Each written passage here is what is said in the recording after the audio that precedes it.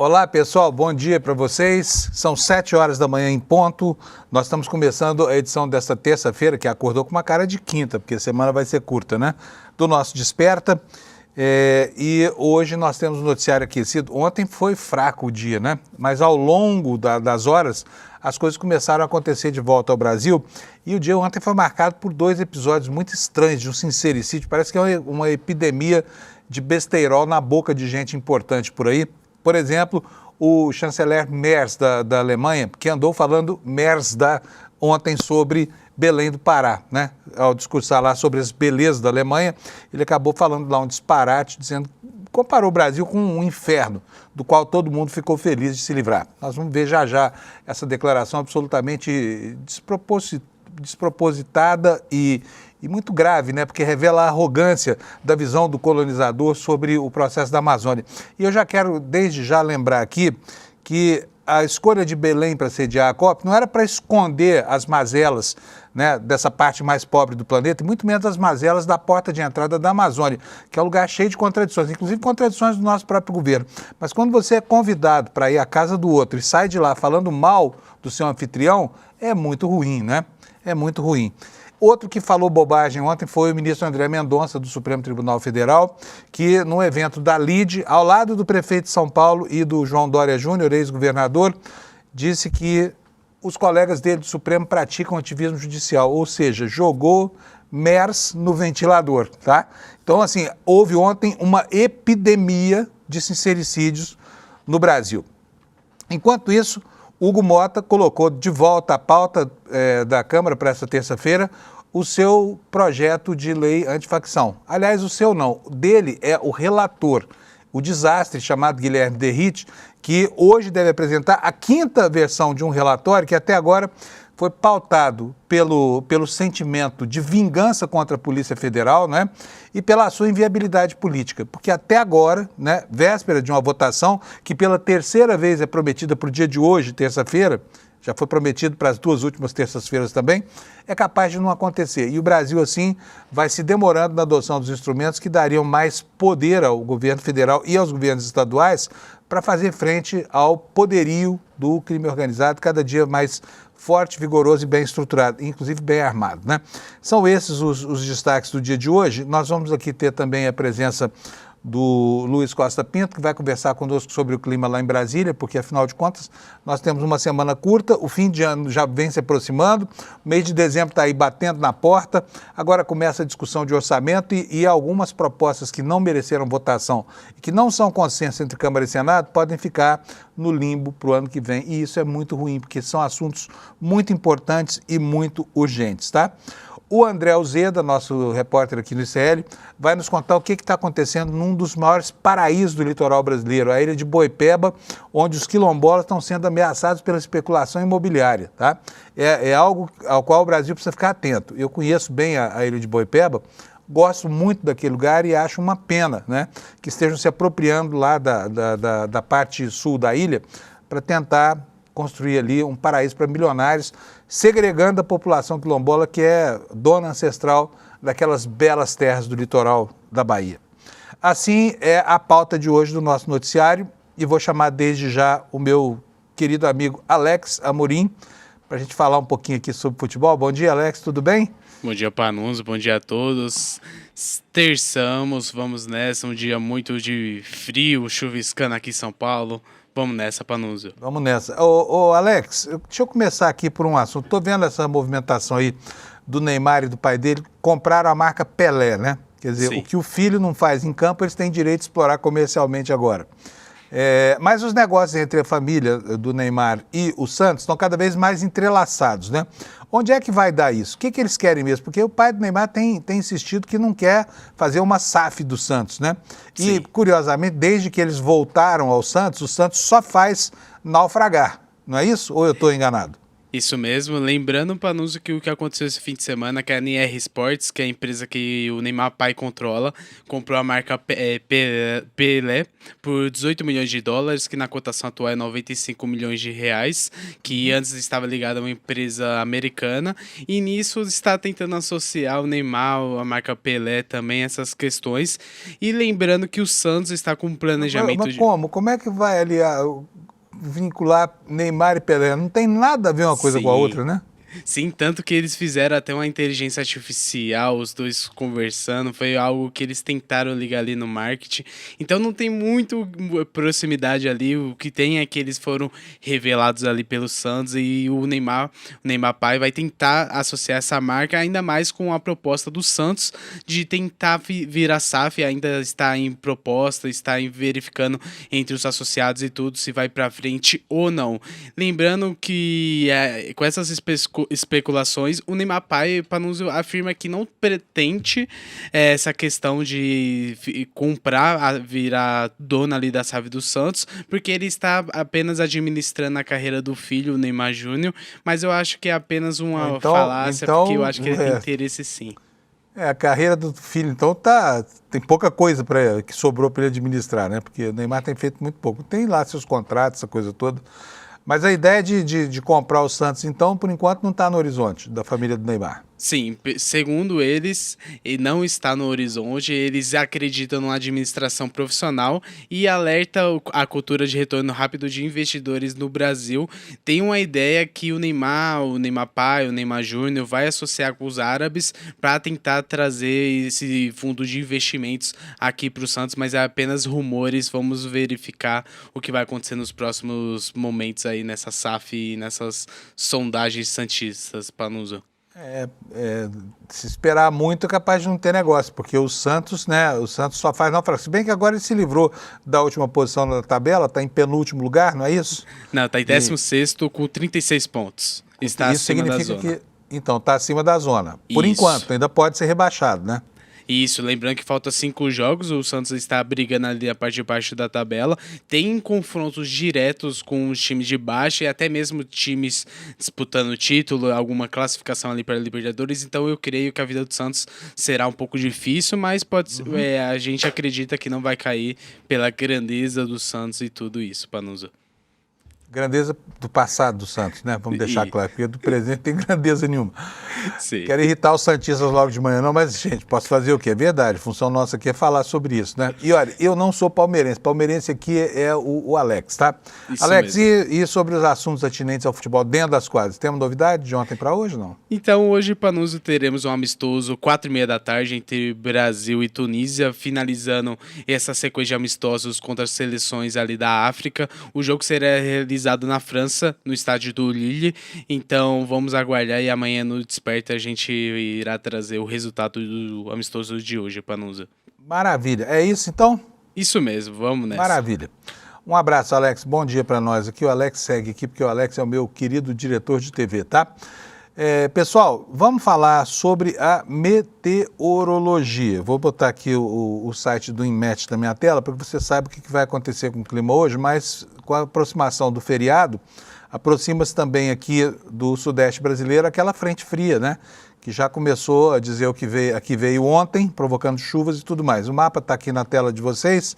Nós temos aqui um alerta laranja aqui sobre essa área que vai do Mato Grosso até o norte de Santa Catarina, né? É um alerta de tempestade, uma área super extensa, para vocês verem como essa frente fria está fazendo efeitos, né? E o que diz aqui o INMET? Chuva de entre 30 e 60 milímetros por hora ou até 100 milímetros por dia, ventos que podem chegar até 100 quilômetros por hora, trazendo risco de corte de energia, queda de granizo, etc, etc. Então, vai ser um dia chuvoso. Bom para quem gosta de chuva, agricultura, por exemplo, ruim para quem não gosta de chuva, que é o pessoal das grandes cidades. Mas o feriado está pintando aí como um feriado chuvoso, tá?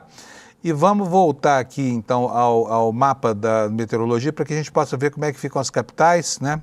Nessa reta final aqui de outono, de primavera, aqui outono, outono lá no hemisfério norte, de primavera temperada no Brasil, né? Vamos lá, olha, Porto Alegre terá máxima de 28, dia quente por lá, Florianópolis de 20, Curitiba de 18, aqui em São Paulo a máxima vai ser de 26, com chuva, né? No Rio de Janeiro, 31 graus Celsius, quente como os cariocas gostam, em Vitória, 30 graus Celsius, em Belo Horizonte, 28 graus Celsius, 16 de mínima, e agora vamos para o centro-oeste aqui, começando por Brasília, 31 graus Celsius, quente pra caramba, com nuvens, mas não tem previsão de chuva, mínima de 20 graus Celsius. Em Goiânia, nuvens também, 33 graus, forninho lá em Goiânia. Em Campo Grande, a temperatura vai a 28, pancadas de chuva, trovoadas isoladas. Em Cuiabá, nuvens, pancadas de chuva isoladas, 31 graus de temperatura, até que não está tão quente assim lá em Cuiabá, né? Em Porto Velho, a mesma temperatura, 31, Rio Branco, pancadas de chuva com 32 graus, em Manaus, temperatura vai a 34, em Boa Vista chove também com 36, em Macapá com 34, em Belém só teremos nuvens hoje, lá 34 graus de calor, em São Luís teremos também nuvens com 33 graus, Teresina, a capital, o forno brasileiro, né, 39 graus Celsius de temperatura hoje, em Fortaleza 30, e aí nas demais capitais do Nordeste, Natal com 31, só com nuvens, Recife com 30, dia bom para quem quer ir na praia, né? Maceió com 31 graus, Aracaju também com 31, que mais? Salvador com 31 graus. E ainda tem aqui Palmas, lá no estado que sempre fica por último aqui na minha previsão, muitas nuvens e 35 graus, calorão lá em Palmas, sem chuva para o dia de hoje, tá bom? Bom, vamos então ver aqui a capa do site do ICL. E o assunto da manchete principal hoje, não só no ICL, né, em todos os portais brasileiros, dos jornais, é este aqui, olha. Derrite se reúne hoje com Lewandowski e Glaze para ajustar uma nova versão, a quinta versão consecutiva. Será que agora vai, hein? Do PL antifacção, né? Ninguém sabe qual vai ser o teor dessa história toda. Espera-se, no entanto, que Derrite tire dali, né, a implicância dele para com a Polícia Federal e realmente transforme um projeto que ele detonou, né, o projeto que nasceu no governo federal, que ele deturpou inteiro, era um projeto antifacção, virou um projeto a favor das facções, porque retira da Polícia Federal o poder de atuar em investigações de muitos crimes de faccionados que passam a ser atribuição exclusiva dos estados, né? E aí tem mais dois aspectos, né? Esse do desconhecimento e também a relação entre Câmara e Senado, porque o Senado tem atuado para corrigir as bobagens que a Câmara faz por lá. Tudo isso vai ser tema do comentário do Luiz Costa Pinto daqui a pouco para a gente, tá bom? Daqui a pouquinho vocês vão conhecer um problema lá da ilha de Boipeba, na Bahia, e quem conhece Boipeba entende direitinho o que eu estou falando aqui agora, né? Um megagrupo, aliás, são 2 megagrupos de empreendimentos imobiliários estão tentando se apropriar de uma parte muito bonita do litoral da Bahia, e não é só a beleza do lugar e muito menos a tentativa de transformar uma área que hoje enfim, é para desfrute do público, né?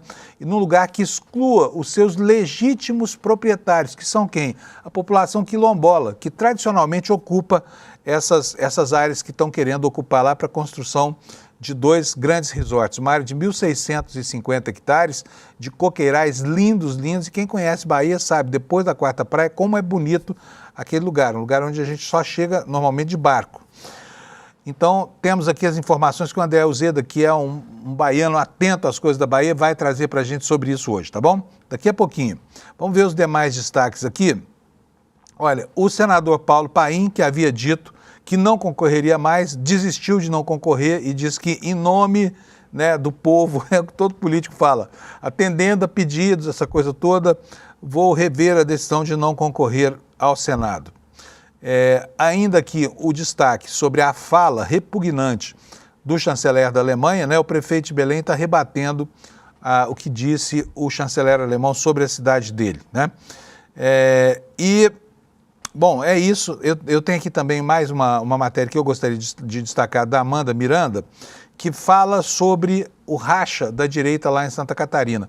Com o passar dos dias, fica mais cristalizada a sensação de que é inconciliável, né, a posição de uma parte da direita e a outra parte, aliás, não, uma parte da extrema-direita e a outra parte da extrema-direita de Santa Catarina, que opõe, nesse momento, Carlos Bolsonaro e o governador Jorginho Melo, com as principais parlamentares do Estado, Ana Campanholo e a deputada Carol de Tone, né, que seria candidata natural do PL ao Senado, mas que foi extirpada, que foi tirada dessa candidatura para que o Carlos Bolsonaro pudesse ser acomodado ali entre aqueles que serão ungidos pelo eleitor bolsonarista em Santa Catarina, tá bom? Bom, esses aqui são os destaques. Tem uma notícia urgente aqui, o Alex está me informando, deixa eu ver o que é aqui. O que aconteceu? Está aqui, notícia no jornal O Globo, está aqui, ó. Olha só, que incrível! Porque hoje nós temos notícias aqui sobre essa tentativa de vender o Banco Marca e agora aparece aí na coluna do Lauro Jardim informação de que o Daniel Vorcaro, do Banco Master, foi preso pela Polícia Federal. Vamos logo ver o que isso significa, depois daqui a pouquinho o Lula vai contar para a gente exatamente o que é isso, tá bom? A PF prendeu agora há pouco Daniel Vorcaro, dono do encrencado Banco Master, em sua casa no Jardim Europa, aqui em São Paulo. A prisão foi determinada pela Justiça Federal de Brasília, numa ação em que há outros mandados de prisão sendo executados pela Polícia Federal. A prisão ocorre menos de 24 horas depois de uma confusa e surpreendente operação de venda do Banco Master, ao desconhecido grupo Fictor, que apareceu do nada nessa transação. Foi unânime o descrédito que a Faria Lima, o descrédito com que a Faria Lima olhou para esse negócio, inclusive pelos traços em comum que unem ambos. Uma das possibilidades em jogo mais repetidas ontem, depois que o negócio foi anunciado, era de que Vorcaro queria ganhar tempo. Vorcaro teria entregue nas mãos do Banco Central a avaliação da venda de um banco e de um banco cheio de problemas, ou seja, algo que demandaria tempo. Enquanto isso, o tempo passaria.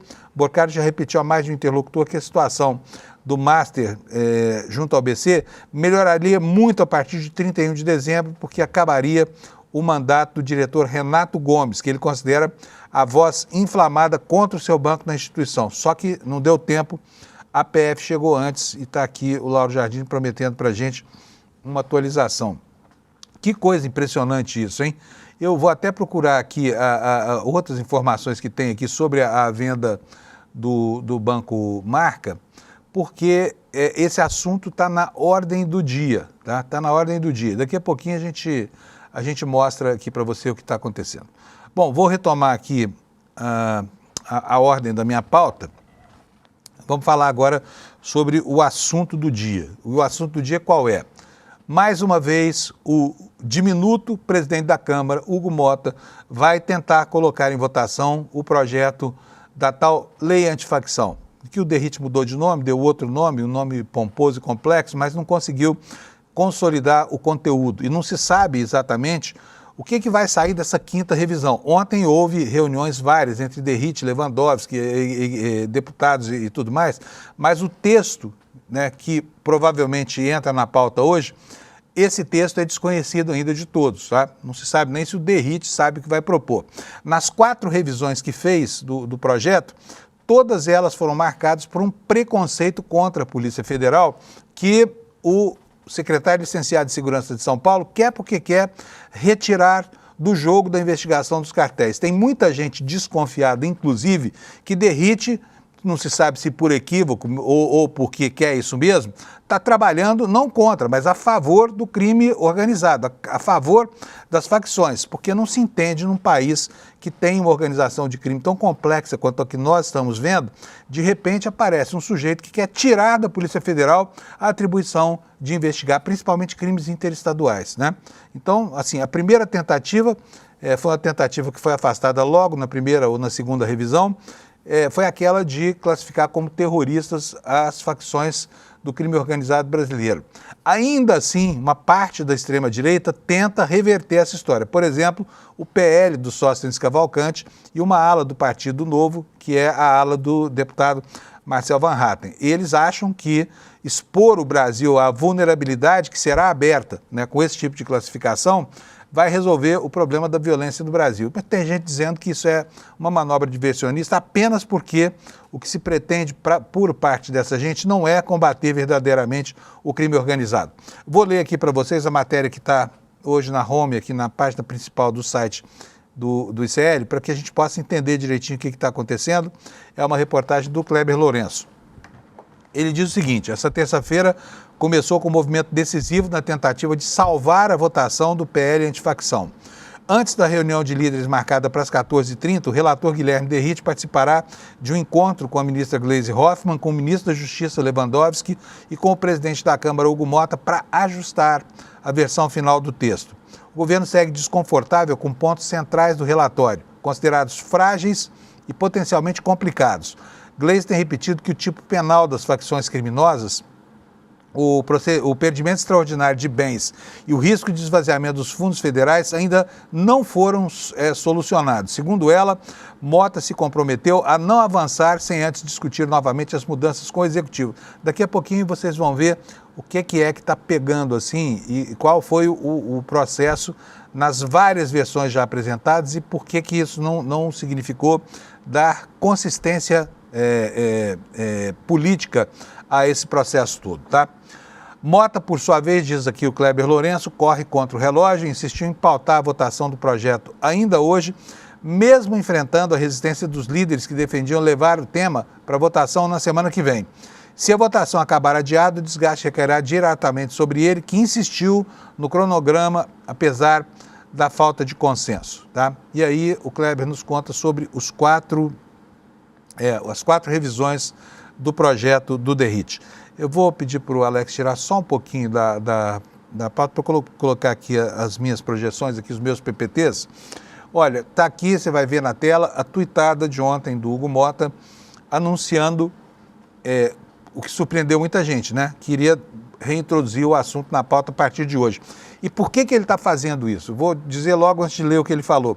Está fazendo isso porque a responsabilidade final é dele, porque foi ele, Hugo Motta, quem, para fustigar o governo, que de vez em quando ele vai lá e dá um beliscão, aceitou a indicação do governador Tarcísio de Freitas de São Paulo, que mandou esse Derrite para Brasília para confundir todo o jogo em torno de uma ideia que originalmente é uma ideia do Ministério da Justiça e do governo federal, que é a lei antifacção. E deu previsto, né? Porque o Derrite é um arruaceiro parlamentar. O que ele quer não é ajudar o país a criar ferramentas para combater o crime organizado. O que ele quer é criar confusão para cacifar uma eventual candidatura do Tarcísio de Freitas. Aí ontem o Hugo Motta, que é, enfim, o responsável por todo esse processo, mandou essa tuitada aí. Segurança pública exige firmeza, mas também garantias e eficiência institucional. Por isso, inseri na pauta de amanhã da Câmara dos Deputados e vamos votar o Marco Legal de Combate ao Crime Organizado. É a resposta mais dura da história do Parlamento no enfrentamento do crime organizado. O projeto aumenta as penas para integrantes de facções, dificulta o retorno às ruas, também cria e integra os bancos nacional e estaduais de dados sobre organizações criminosas. Vamos em frente com responsabilidade e a urgência que o tema requer. A urgência que... Pode voltar aqui para mim, Alex, por favor? A urgência que o tema requer já se perdeu graças aos desvarios do Hugo Motta em sua tentativa, mais uma, de fustigar o governo, né? Agora vamos ver o que mudou em relação às várias revisões que foram feitas nesse projeto, que começa muito, mas muito ruim mesmo, e que aos poucos vão sendo removidos os problemas, mas, no entanto, a essência dele, que é exatamente a perda da autonomia da Polícia Federal, até a quarta revisão ainda não acabou. Como é que é a situação hoje, que é o que você está vendo aí na sua tela? Hoje, a Polícia Federal tem autonomia orçamentária, pode planejar e executar ações de combate ao crime organizado. Ela tem acesso direto a recursos de fundos federais, como o Fundo Nacional de Segurança Pública. Ela está integrada com outros órgãos federais no enfrentamento de facções e crimes interestaduais, por exemplo, a Receita Federal, né, que teve uma grande participação na Operação Carbono Oculto, e tem uma independência garantida para iniciar e conduzir investigações de alta complexidade. Aqui está o busilis, já diria o Rubem Fonseca, né? Por quê? Porque é exatamente disso que a extrema-direita brasileira não gosta. Eles não gostam da Polícia Federal, né? Talvez por causa das prisões que ela tem protagonizado aí, do papel que ela cumpriu nas investigações lá junto ao Supremo Tribunal Federal. Mas a implicância com a Polícia Federal não é nova. O Bolsonaro, no começo do mandato dele, tentou controlar a Polícia Federal, né? E não conseguiu. Não conseguiu. E o que conseguiu complicou ainda mais a situação dele. Mas vamos agora ver com o PL do Derrite, com o substitutivo do Derrite, se fosse aprovado, o que ele provocaria? É o que vai estar na sua tela aí. Restrições dos usos de fundos federais pela PF com novas amarras legais e operacionais. Isso aqui é o seguinte, hoje, por exemplo, quando um traficante é pego lá com avião, com carros de luxo, e sobre esses bens é decretado perdimento, o dinheiro vai para fundos federais que vão subsidiar as ações da própria Polícia Federal. Mas o Derrite quer calar a Polícia Federal e caçar esses recursos de outros fundos, inclusive de fundos constitucionais com previsão orçamentária, tá bom? Outro capítulo muito complicado, a subordinação da atuação da Polícia Federal aos governadores, tá? Isso, né, permaneceu na primeira e na segunda versão, foi atenuado na terceira. Na terceira versão, a Polícia Federal já não estava mais impedida de atuar nos estados, mas ela precisava ser chamada pelo governador, que precisaria concordar com isso, ou seja, a federação, a União, fica caudatária da vontade do governador, que muitas vezes está comprometido com esquemas do crime organizado.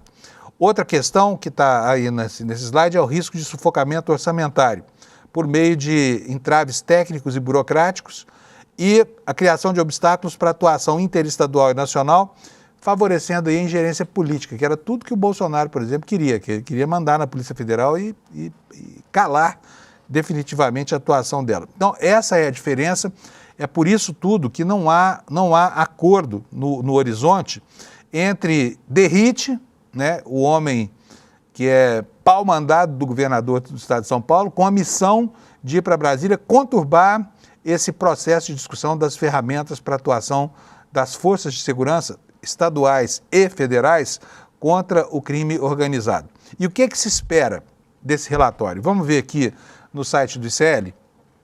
Tá aí, olha, 5º relatório do PL Antifacção será apresentado nesta terça. Portanto, não se sabe ainda o que virá da cartola de Guilherme Derrite. É um homem... Aliás, eu vou fazer esse comentário aqui para você. Anota aí. Sabe por que isso tudo está acontecendo? O Derrite não entende nada de segurança pública. O Derrite entende matar gente, né? A revista Piauí fez uma matéria sobre os processos que ele enfrentou e encontrou 16 cadáveres produzidos por ele, que, entre outras atrocidades, já falou que todo policial, para não ser considerado uma vergonha para a força, tem que matar pelo menos uma pessoa a cada 5 anos, tá? Ou tem que ter 3 mortes a cada 5 anos. Pior ainda. Então, esse é o raciocínio desse sujeito, que na verdade é um verdugo. Ele tem a visão de segurança, que é a visão do jagunço, né? É a visão do sujeito que, enfim, está ali para saciar a sua sede de sangue, que é exatamente isso, Guilherme Derrite. E que tem assento nas mesas mais concorridas de Brasília. Outro dia foi fotografado jantando com o Arthur Lira e com o Eduardo Cunha, né, tramando aí o futuro da segurança com quem? Com Arthur Lira e Eduardo Cunha. Vamos à matéria aqui do ICL para ver o que o Kleber Lourenço está nos contando sobre essa negociação. O PL Antifacção caminha para sua 5ª versão. O deputado Guilherme Derrite pretende apresentar o novo texto nesta terça, às 14h30, durante a reunião de líderes. A versão será entregue poucas horas antes da votação em plenário, aprofundando as críticas sobre a condução atabalhoada do processo. O projeto, tratado como prioridade pela presidência da Casa, virou um verdadeiro laboratório improvisado. Cada relatório surge para corrigir distorções criadas nas versões anteriores, ao mesmo tempo em que tenta acomodar pressões simultâneas. Demandas do governo, reivindicações de policiais estaduais, resistências da Polícia Federal, além do ruído constante entre bancadas. O resultado é um texto que muda sem parar e que ainda não encontrou estrutura sólida e que não tem viabilidade política e que, ainda que seja mantido nas condições em que está produzida a última versão e seja aprovado pela Câmara, vai enfrentar a resistência dos senadores e vai ser rejeitado no Senado, tá?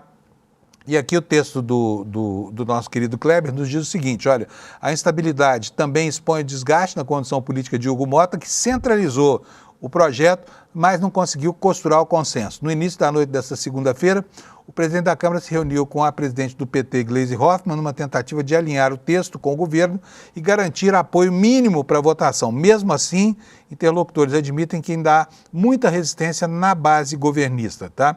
E olha, é sobre isso a próxima notícia que eu vou mostrar para vocês, antes de chamar o Lula. Aliás, Alex, o Lula já está por aí?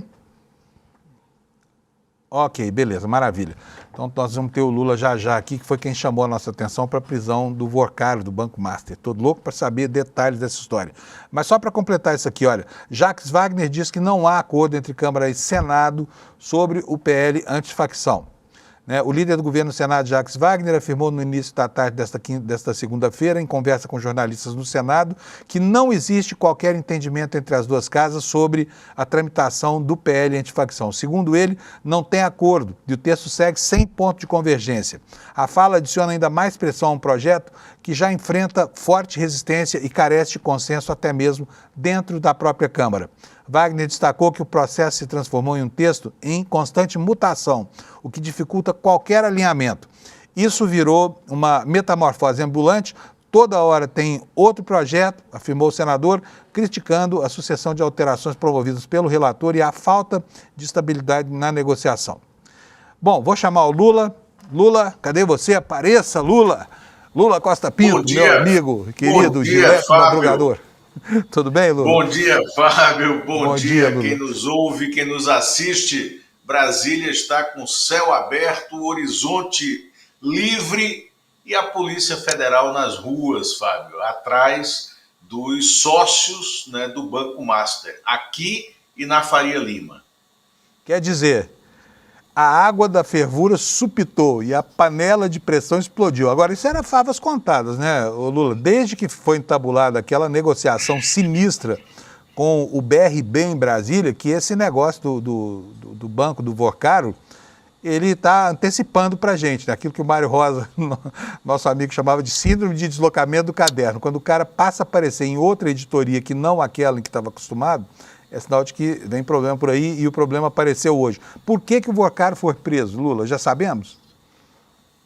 Já, né? Fábio, essa operação que levou o Vorcaro para a cadeia e tem também 4 outros mandados de prisão preventiva contra sócios do Banco Master, operadores do mercado financeiro, é uma operação que pode colocar luz nesses porões que unem política e gestão de recursos privados e públicos nesses bancos de investimento.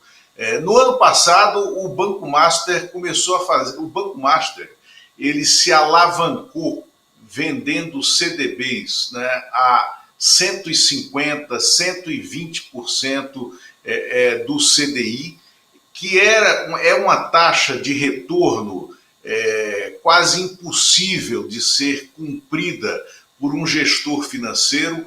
Obviamente, há traços, indícios de corrupção e de gestão temerária nessas operações financeiras. Ele, então, vendeu um volume muito alto de CDBs, um volume tão alto que chega a colocar em risco o Fundo Garantidor de Crédito, o FGC, que é um fundo público formado com dinheiro dos bancos de investimento para assegurar o retorno certo até um limite, né, do capital do cidadão, da cidadã que tem esse dinheiro investido no mercado em CDBs. A operação sozinha do Banco Master comprometia até 60% desse fundo. E aí ele começou a trocar ativos, né, que garantiam esses empréstimos e ativos que eram considerados ativos podres no mercado. Isso no ano passado. E ali no ano passado ele começou a ser investigado por gestão fraudulenta, gestão temerária e organização criminosa, os controladores do Banco Master. E o principal controlador é esse Daniel Vorcaro.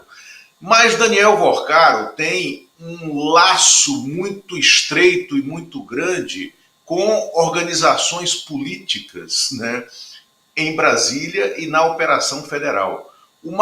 Os maiores amigos dele na política são Ciro Nogueira, presidente do PP, Antônio Rueda, presidente do União Brasil, e Arthur Lira, ex-presidente da Câmara. O Daniel Vorcaro, muito próximo desses três, precisando salvar o banco dele, recorreu este ano, quando estava patente que o Banco Master estava quebrado, ele recorreu a um pedido de socorro ao governo do Distrito Federal. O GDF mantém um dos últimos bancos estatais não federais, que é o BRB, o Banco de Brasília. O BRB, que foi ultra alavancado, né, nessa gestão do Ibanez Rocha como governador do Distrito Federal, e o BRB virou o braço financeiro desse capitalismo de compadrio em Brasília, né? Aqui em Brasília, qualquer pessoa que queira investir, né, no mercado privado, entre aspas, vai buscar auxílio financeiro no BRB, que dá, então, aquele suporte para esse investimento, mesmo quando não tem fundos. Foi assim na privatização de toda a área do estádio Mané Garrincha, do Centro de Convenções Ulisses Guimarães, do Autódromo de Brasília.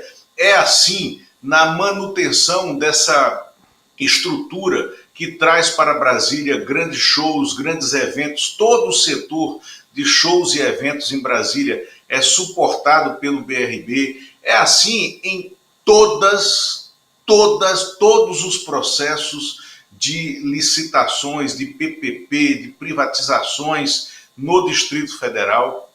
Isso passa pelo suporte financeiro do BRB. E aí, o Ciro Nogueira levou o Daniel Vorcaro para dentro do GDF e sugeriu que a operação de salvamento do Banco Master fosse feita pelo BRB, que é menor do que o Banco Master estava naquele momento e que é um banco estatal. E o BRB se posicionou e anunciou para o Banco Central que compraria o Banco Master, numa operação que levantou suspeitas em todo o mercado. E depois de 6 meses analisando a lógica daquela operação financeira, o Banco Central disse: olha, não pode, esse negócio não fica de pé, o BRB não tem condições de comprar o Banco Master, e se isso acontecer, quem vai acabar pagando a conta é a viúva, ou seja, o dinheiro público, por meio do Fundo Garantidor de Crédito, o FGC, que não segura a implosão do Banco Master. O Daniel Vorcaro, então, entrou em pânico e foi ao mercado buscar novos sócios que conseguissem manter a operação do Master de pé sem que houvesse o que é necessário haver, a liquidação extrajudicial do Banco Master. E aliás, por que ele não quer... Só para falar, a liquidação já foi decretada pelo Banco Central, tá? Estou vendo aqui a informação do Valor Econômico. Agora de manhã, né? Agora de manhã. Agora vou de mostrar manhã. Aqui para vocês, então... tá aí, o BC decreta liquidação extrajudicial, prende Vorcaro, tá? E aí conta a história. Foi agora, enfim, quer dizer, agora. A decretação da liquidação veio ao ar, veio à superfície, agora enquanto a gente estava falando. E isso era fundamental, porque era disso que o Vorcaro estava fugindo. Porque com o banco liquidado extrajudicialmente, ele e todos os sócios controladores e todos os conselheiros do Banco Master entram com os seus patrimônios privados para conter o rombo que eles produziram no mercado. Ele tentava fugir disso. E também eles estão impedidos de operar no mercado para sempre, até que se encerrem as investigações, as determinações de culpa e o ressarcimento aos cofres públicos do que está sendo saqueado por eles. Então, o que o Banco Central acabou de fazer, liquidando extrajudicialmente o Banco Master, era a operação da qual eles tentavam fugir com essa manobra diversionista que tomaram ontem, anunciando que a Fictor Holding Financeira, que é simplesmente nada mais que uma empresa holding de um grupo que atua no setor de alimentos, no setor de investimentos e no setor de energia, iria comprar o Banco Master com suporte de um grupo árabe que eles não diziam qual era, numa operação que não tinha passado pelo Banco Central. Então eles fizeram ontem à noite uma operação diversionista para fugir dessa liquidação extrajudicial e não deu certo, porque já tinha a Polícia Federal nas ruas, Polícia Federal que a turma da extrema-direita, do Ciro Nogueira, né, do Arthur Lira, do Guilherme Derrite, do Tarcísio de Freitas, tenta enfraquecer nesse PL antifacção. E vejam bem, o Banco Master está sendo também investigado por organização criminosa. Então, tudo isso vai emergir agora, Fábio, no rol dessa investigação. Estamos acompanhando, talvez, a mais relevante liquidação extrajudicial de uma instituição financeira desde o caso célebre, você lembra, do Banco Marca Fonte Sindan. E também não é exagero a gente criar uma ligação total e plena do Banco Master, do Daniel Vorcaro, ao bolsonarismo, tá? Porque o Daniel Vorcaro se torna esse ator financeiro, né, com esse tamanho, com essa ousadia no mercado, sob a vigência das regras do Banco Central, no governo Bolsonaro, né? E ali o Banco Central fez vistas grossas às fragilidades financeiras do Banco Master, né? E permitiu uma série de aquisições e a oferta desses CDBs até 150% do CDI de retorno, que era impraticável no mercado. E Só mais um dado para a gente finalizar aqui. Oi. Só explicar o que é isso. O CDI é a taxa que um banco paga a outro para pegar dinheiro emprestado ao final de cada exercício. Então, é o custo real do dinheiro dos bancos. Quer dizer, o Vorcaro estava oferecendo um valor 1,5 vezes superior àquilo que ele conseguia tomar no mercado para financiar as operações. E acumulou uma dívida gigantesca, né, de 7 bilhões de reais, é o que se fala por aí, embora ele diga que tem ativos para quitar ele, mas na verdade não tinha. Agora eu quero te perguntar o seguinte, Lu, bem rapidinho, só para a gente entender, quando é que o dedo do Ciro Nogueira e dessa gente toda que orientou essa operação com o Distrito Federal, inclusive do governador do Distrito Federal, vai aparecer nas investigações da PF? Ou você acha que não chega a isso? Eu acho que chega e acho que aparece. Até porque eu estou atrás do rol dos mandados de prisão preventiva, além do Vorcaro, porque esse rol de nomes não saiu, para verificar se entre eles está o do banqueiro também, Augusto Lima. Augusto Lima é sócio do Vorcaro nessa operação do Master e em outros bancos, em outras instituições financeiras. Augusto Lima hoje é o atual marido que se chama agora Flávia Pérez, vocês lembram dela? Era a ex-Flávia Arruda, né, que foi mulher do José Roberto Arruda, que foi governador preso do Distrito Federal e que foi ministra da articulação política do Bolsonaro, em paralelo com o Ciro Nogueira, que era ministro da Casa Civil. A Flávia Arruda deixa o governo Bolsonaro como Flávia Arruda e logo se casa com Augusto Lima, sócio do Daniel Vorcaro, e se torna Flávia Pérez. E passa a operar, ela, Flávia Arruda, se tornou uma operadora de relações institucionais do mercado financeiro, em nome do Banco Master, né? E mais um dado, Fábio, o Daniel Vorcaro e seus sócios controladores estão por trás também da montagem de uma estrutura midiática, tá, para intervir na formação de opinião da sociedade.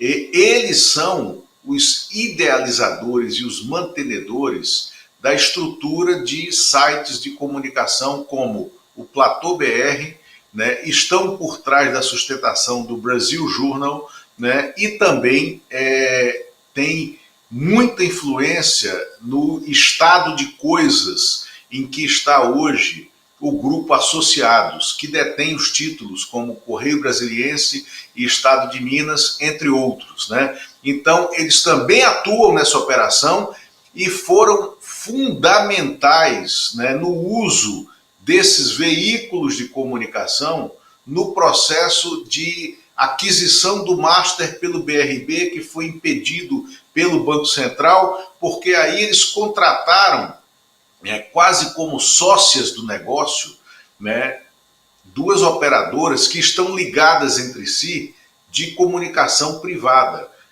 o Grupo FSB, né, que atuava dentro do BRB, dentro do Master, dentro do GDF, né, na tentativa de controle dessa crise financeira que agora estourou. Olha, quem tem informação, tem, viu, gente? Vocês estão vendo aí, vocês têm todo o arcabouço informativo que cerca esse negócio, graças aqui à presença do Lula.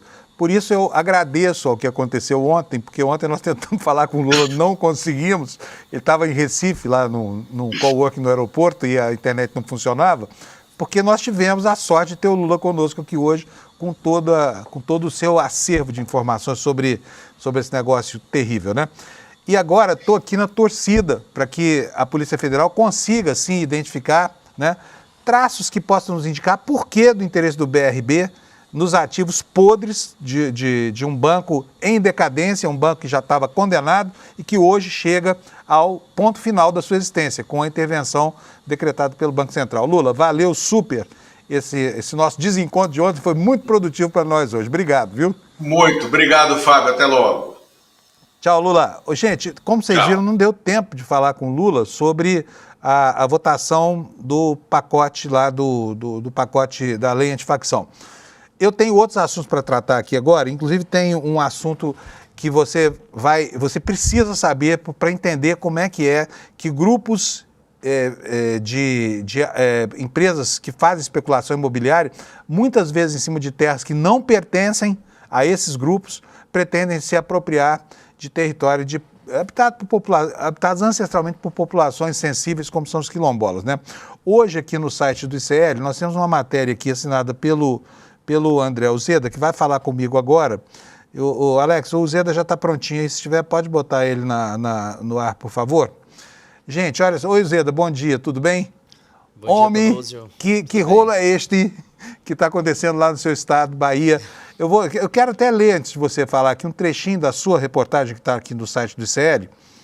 Vamos lá, então. Olha, o que o Zeda está informando para a gente? Ilha de Boipeba, um paraíso. Eu adoraria ter um cantinho para mim daquela ilha. Ela é linda, a água é sempre quente, os recifes de coral transformam o mar numa piscina. É lindo. Se você não conhece, vá conhecer antes que acabe, tá? Porque se prevalecer aí o interesse desses grupos econômicos, ele vai acabar. Ilha de Boipeba, região do Baixo Sul do litoral da Bahia, tem sido cobiçada por 2 grandes empreendimentos imobiliários. Projetos têm relação direta entre si. O primeiro deles, tocado pela empresa Mangaba Cultivo de Coco, né? Tem uns coqueirais, aliás, lindos lá nessa parte da ilha. E quem eram os sócios? José Roberto Marinho, dono da Globo, saiu do negócio quando a pressão social começou, né? E ele era presidente do conselho desse grupo, tá? Mangaba pretende ocupar a Ponta de Castelhanos. É um lugar até onde eu conheci Boipeba, a gente só chegava de barco, fica lá no sulzinho da ilha, depois da Quarta Praia, não é isso, Zeda? Mas é um paraíso maravilhoso, tem uma vila pequenininha lá, uma população que ancestralmente habita aquele lugar. Conta para nós o que estão querendo fazer com os quilombolas, que são os donos desse pedaço de paraíso na terra. Zeda, bom dia. Bom dia, Panozio, bom dia à nossa audiência também, ao Alex, que está aí operando para colocar o Desperta no ar. Bom, a história é a seguinte, né? É uma área ali muito bonita, né, de Boipeba, é um paraíso, né? E 2 grandes grupos empresariais estão cobiçando territórios nesse espaço de Boipeba. Um é esse da Mangaba, que tinha o José Roberto Marinho, ele saiu em agosto desse ano, mas ainda tem outra figura muito conhecida da política brasileira, que é o Armínio Fraga, que foi diretor do Banco Central na gestão do Fernando Henrique Cardoso. Ele também é sócio da Mangaba. E o outro projeto é de um italiano chamado Fábio Perini, que tem terras em Boipeba desde a década de 80 e responde a processos por supressão ilegal de vegetação nativa. Ou seja, são 2 projetos ali que são bem controversos, né? E a faixa territorial que eles querem ocupar é muito grande. Esse da Mangaba, por exemplo, eles querem ocupar um território que corresponde a quase 20% do tamanho da ilha de Boipeba. Fica nesse lugar chamado Ponta dos Castelhanos. O do Perini, né, do italiano, a faixa de terra corresponde a 3% do território da ilha. Ou seja, são dois projetos muito grandes. E os quilombolas reclamam que, além de cercar uma área privada muito grande, também fecha rotas ancestrais de acesso, onde eles poderiam circular dentro da ilha. E a grande questão é porque as ilhas costeiras e oceânicas, elas são territórios da União, salvo, por exemplo, municípios que possuem a sede dentro da ilha. Por exemplo, Florianópolis, que é uma ilha e a sede fica na ilha. Então, aí nesse caso, as terras são propriedades do próprio município. No caso de Boipeba, não. É uma ilha, uma área federal, as terras são da União. Então, para tanto a Mangaba quanto o território do Fábio Perini conseguirem ocupar, eles precisam de uma série de licenças federais. E o prefeito da cidade de Cairu, onde Boipeba faz parte, ele tem feito um grande lobby, inclusive foi para Brasília na semana passada, encontrou com Jerônimo Rodrigues, que é governador da Bahia, com Rui Costa, que é o ministro da Casa Civil, já foi governador do estado também por 2 mandatos, e ele está tentando acabar o que ele chama de dominialidade da União, que seria justamente a federação, né, a União, ter a propriedade sobre essas terras. Ele quer flexibilizar essas medidas de uma forma que o município possa agir e conceder licença. Eu conversei com ele por telefone e perguntei se ele estava atuando em favor dos empresários quando ele faz esse tipo de ação. Ele negou, ele disse que, na verdade, está em favor do crescimento da ilha e que esse empreendimento vai gerar uma série de recursos. Ele fala em algo estimado em 50 milhões, mas não há nenhum projeto ou uma pesquisa que ancore esses dados que o prefeito acaba falando, né? A gente tem umas imagens aí, vou pedir para o Alex colocar no ar. Por exemplo, essa terra aí é da Mangaba. Ele já está cercado, tem arame farpado, tem uma cerca ali, tem uma cancela também. E esse território ainda não está regularizado, mas a Mangaba já cercou o território e impede a passagem dos quilombolas. A gente tem uma segunda imagem inclusive, também. Desculpa, André, inclusive nas passagens Claro. de servidão, eles fecharam tudo lá, é isso? Boa parte do território está fechado. Não é 100%, porque é um território muito grande, mas várias rotas já estão sem acesso dos quilombolas e das comunidades tradicionais. São Essa segunda 1.600 imagem, e tantos hectares, não é isso? De coqueirais. 1.662. É quase 20% do território da ilha. É bem ali na faixa sul, no final da ilha. É uma área ali que, como você falou, é bastante coqueirais, ainda tem uma vegetação nativa, uma vegetação de restinga que é a única na região, o restante já foi tudo suprimido. Então é uma área ali de preservação importante, de vida nativa, e corre risco aí com esse empreendimento. Essa segunda imagem é do território do Fábio Perini, né? Eles querem construir também um empreendimento, eles não dizem muito bem o que é. Ontem eu conversei com o gerente dessa fazenda, que é onde o empreendimento vai ser levantado. Ele negou que vai ser um resort.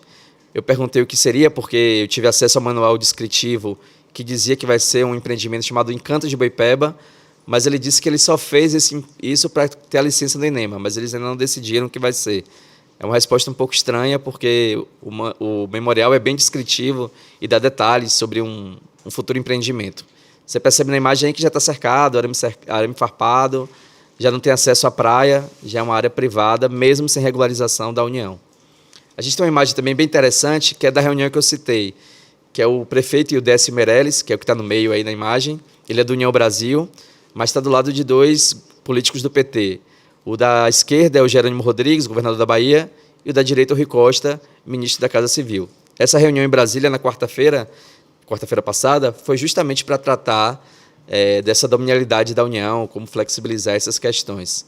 O prefeito disse que a conversa está avançada, mas ainda não temos respostas. E a gente tem uma quarta imagem que é bem interessante, que foi da COP30.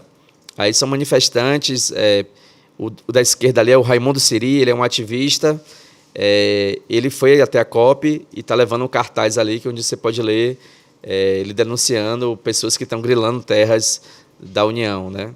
E aí tem ali, ele coloca o Rui Costa, coloca o Jerônimo Rodrigues também, os políticos, mas tem o nome do Fábio Perini, que é o italiano desse empreendimento que eu citei, e o outro, José Roberto Marinho, o dono da Globo, que fazia parte da Mangaba. Isso aí foi em Belém, né? No domingo. Não faz mais, ele se mandou. quando começou Saiu a pressão, porque ele saiu, né? a repercussão foi muito negativa. Parte da imprensa cobriu esse caso, outra parte não, mas uma parte mais comprometida com os sistemas ambientais foi adiante, mostrou que esse projeto era um projeto muito controverso. E José Roberto Marinho anunciou a saída em agosto desse ano. Muito bom. André, deixa eu falar, como o nosso tempo está muito curto, eu vou pedir para as pessoas virem para o site para lerem a matéria dele. Quem conhece Boipeba vai entender direitinho o problema na hora, porque aquilo é um paraíso que está sendo apropriado indevidamente por esses grupos aí. E a gente fica aqui na torcida pelos quilombolas, porque é uma torcida egoísta, é uma torcida pela gente mesmo, né? Concorda? Totalmente. Porque na hora em que esses resorts se instalarem ali, ninguém mais vai ter acesso a esses paraísos aí. O acesso hoje é muito difícil, né? Ele nem de trator não se chega lá na Ponta de Castelhanos, chega só de barco. Exatamente. Mas quando tiver estabelecido, enfim.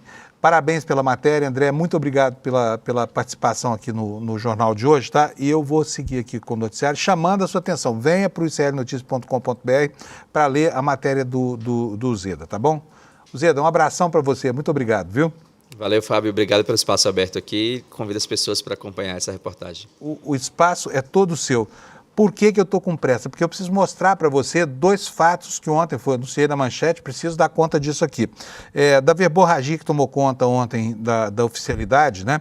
E houve dois atos, assim, muito complicados. O primeiro deles, absolutamente ofensivo, as pessoas ficaram magoadas com isso, não por acaso, do chanceler da Alemanha, do tal do Merz, que veio aqui, né? E depois, ao chegar na Alemanha, começou a falar mal do que viu lá em Belém do Pará. É o que nós vamos ver agora. Bota para nós, por favor, Alex. Meine Damen und Herren, alemão. Aí eu vou, wir leben senhoras e in senhores, einem der nós schönsten vivemos em Länder um dos der países Welt. mais bonitos do Und ich habe mundo. einige Journalisten, Na die mit semana mir in passada eu Brasilien perguntei a waren, alguns letzte Woche jornalistas gefragt, que estiveram wer comigo von no euch Brasil, würde denn quem gerne de hier vocês bleiben? gostaria de ficar aqui? Da hat keiner die Hand gehoben. Ninguém Wir waren levantou a alle mão. froh, dass wir vor einigen Todos ficaram felizes porque tinham voltado para a Alemanha na noite de sexta para sábado, principalmente por termos saído daquele lugar onde estávamos. É a fala do Merz. Procurei saber quem é esse cara. Esse cara é da CDU, é do mesmo partido da Angela Merkel. Ele não é um antiambientalista clássico, mas ele é um político conservador, né, e incapaz de enxergar o mundo a não ser da perspectiva dele. Quero falar sobre isso apenas o seguinte: realmente, Belém do Pará não é um paraíso na terra, tem muitos problemas, o saneamento básico realmente é complicado, a cidade é muito quente, né? Mas a Amazônia brasileira está sintetizada ali. É justamente por isso que o Brasil pede a esses povos aí que durante tantos anos sugaram as nossas riquezas aqui, que arquem com uma parte da conta da preservação, porque realmente não é fácil estar aqui enfrentando doenças, endemias, falta de dinheiro, falta de saneamento e tudo mais. Entendeu, embaixador? Então, é a visão de um político extremamente conservador, absolutamente deletéria e desrespeitosa para conosco. Outro que foi acometido ontem por uma crise aguda de sincericídio foi André Mendonça. No evento da LIDE, ele, ao lado do prefeito de São Paulo e também do ex-governador de São Paulo, João Dória Júnior, desatou a falar bobagem lá e vai dar uma confusão grande hoje, pode anotar isso no seu caderninho. Acusou os colegas de agirem contra a lei e a Constituição para praticar ativismo judicial. Olha só a fala do ministro André Mendonça sobre os colegas de toga dele. Roda para nós, por favor, Alex. A própria decisão do Marco Civil da Internet, nós criamos restrições sem lei. Isso se chama ativismo judicial. É isso, não tem outro nome. E os próprios colegas têm defendido o ativismo judicial. Eu não defendo. Eu não defendo.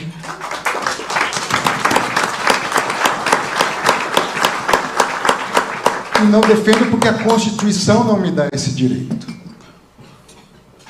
À luz do artigo 5º e à luz do próprio artigo 2º, que coloca 3 poderes independentes e harmônicos. E onde começa o poder de um, ele se termina quando começa o poder do outro. Parece que o André Mendonça não colocou na cabeça que já não deve mais nada ao bolsonarismo. Podia ser só um ministro do Supremo, mas fica aí antagonizando os colegas numa instituição que defendeu a democracia com unhas e dentes, né? Devia ter um pouco mais de respeito pela instituição que ele representa.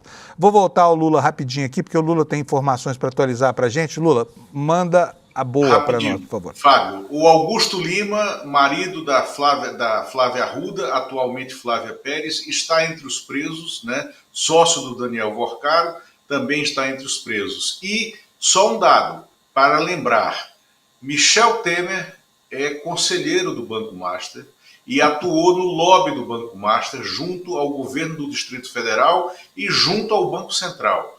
O Banco Master recentemente tinha contratado Guido Mantega, ex-ministro da Fazenda, e Gustavo Loyola, ex-presidente do Banco Central, como seus conselheiros também para atuar nessa operação. Que horror. Gente, ô Lula, a Flávia Arruda não dá sorte, porque basta ela casar com o sujeito para ele ir preso. É uma coisa impressionante. Chave de cadeia, né? Ela foi minha Chave colega de na cadeia. Band. Ela era garota do tempo da Band quando a Arruda estava em desgraça, né? E foi uma mulher que assistiu ao marido direitinho. Eu não sabia, nem sabia que ela estava casada com esse banqueiro aí. Mas olha, pessoal, cuidado aos interessados na Flávia Arruda, tá? É um perigo. Bom, vamos nessa, Lula. Valeu, obrigado, viu? Tchau. Pessoal, antes de sair, preciso convidar vocês para o nosso evento do dia 27, tá? A gente merece que você assista essa aula sobre o curso de pós-graduação que o ICL vai lançar, a aula magna do Gessé Souza, na apresentação de um curso que pretende ser uma das iniciativas mais interessantes para quem quer ampliar o seu horizonte, o seu panorama intelectual, tá bom? Um curso sobre a teoria crítica da Escola de Frankfurt e a sua visão sobre a decadência do capitalismo. É super interessante. Vai ser dia 27, semana que vem, dia 27 às 8 horas da noite aqui no ICL. Então corre aqui agora, antes de começar o N1, despertaicl.com.br. Vai lá e faz a sua inscrição. É de graça, é para todo mundo e eu tenho certeza que você vai gostar muito de participar da aula magna de lançamento desse curso, tá bom? Valeu, obrigado pela audiência, bom dia, vem aí o N1 e eu encontro você aqui amanhã, sexta-feira, antecipada, né? Porque amanhã é uma quarta com cara de sexta, para a gente encerrar a nossa semana. Obrigado pela audiência, até amanhã. Nenhum saber é neutro. Nem a música que a gente ouve, nem as notícias que lemos, nem as teorias que estudamos. Tudo traz uma visão de mundo e quase sempre essa visão depende de quem já está no poder. A teoria crítica surgiu para mostrar essas ideologias disfarçadas de verdade. Na nova pós do ICL, você vai aprender a enxergar essas formas escondidas de dominação e usar o conhecimento como ferramenta de libertação. Dia 27 de novembro, uma quinta-feira, 8 da noite. Lançamento oficial da nova pós-ICL, com condições especiais para quem estiver presente.